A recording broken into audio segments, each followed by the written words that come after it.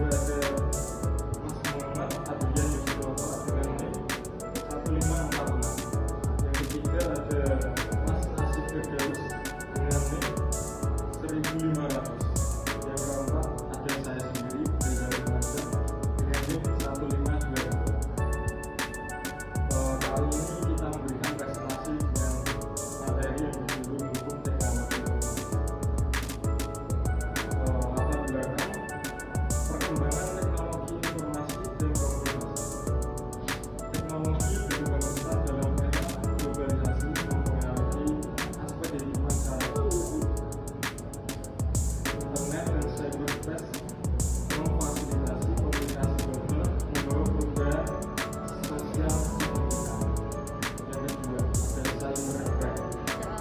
Kejahatan cyber meningkat menggunakan jaringan komputer dan handphone.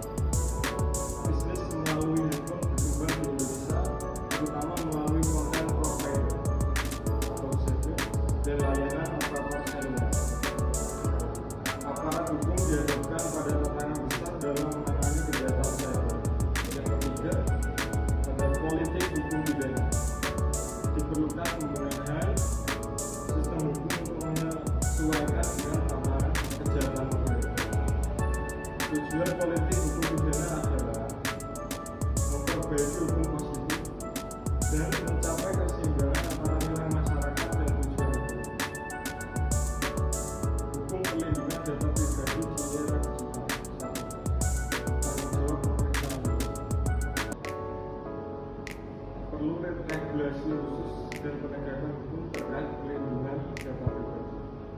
Saat ini regulasi terkait mencakup UU Perdagangan, UU Telekomunikasi, dan UU ITE, meskipun belum ada undang-undang khusus pelindungan data pribadi. Yang kedua, rancangan undang-undang pelindungan data pribadi atau RUU PDP diharapkan memperkuat perlindungan data pribadi yang seperti GDPR dunia raya, fokus pada pengamanan data pribadi, terutama untuk anak-anak dan kelompok rentan. Pemerintah dituntut untuk memastikan kepatuhan berbagai sektor terhadap RUU PDP. Perkembangan hukum internasional tentang keamanan informasi. 1. Konvensi Budapest sebagai referensi hukum internasional terkait kejahatan cyber. Ada kritik bahwa konvensi ini kurang rapi, terutama dari Rusia, sehingga berbeda dengan peraturan konvensi baru. Yang kedua, implementasi di Indonesia. Ini ada UU ITE dan peraturan pemerintah nomor 82 tahun 2012 menjadi keamanan informasi. Tantangan utama adalah penegakan hukum yang lebih kuat dan internasional untuk menghadapi ancaman cyber antar negara. 3. Kerjasama internasional. Indonesia aktif dalam kerjasama global, termasuk dengan ASEAN, untuk memperkuat pengelolaan informasi. Dampak pelanggaran hak cipta terhadap industri kreatif, kerugian distribusi legal konten, promosi film dan peraturan menyebabkan kerugian besar bagi industri kreatif. Yang kedua, dorongan motivasi kreator. Pelanggaran hak cipta membuat kreator merasa tidak dihargai, mengurangi motivasi untuk berinovasi. Yang ketiga, persaingan tidak sehat. Bahwa kebijakan perusahaan menciptakan persaingan tidak adil. Ini ada regulasi perlindungan hak cipta. Ini ada UU nomor 28 tahun 2014 tentang hak cipta. Ini memberikan perlindungan terhadap karya kreatif dan sanksi bagi pelanggar.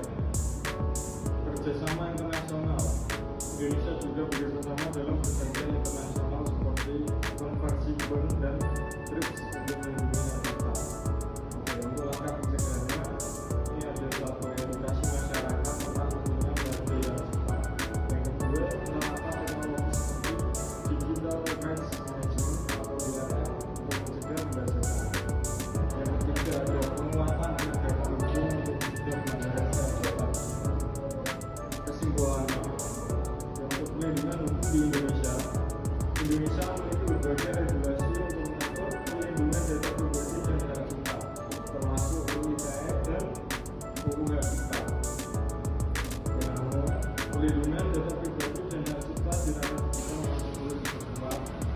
dengan peraturan khusus seperti RUU Perlindungan Data Pribadi atau RUU PDP.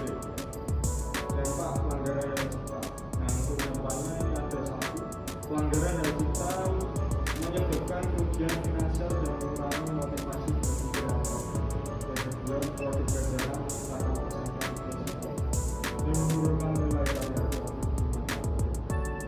Oke, sekian.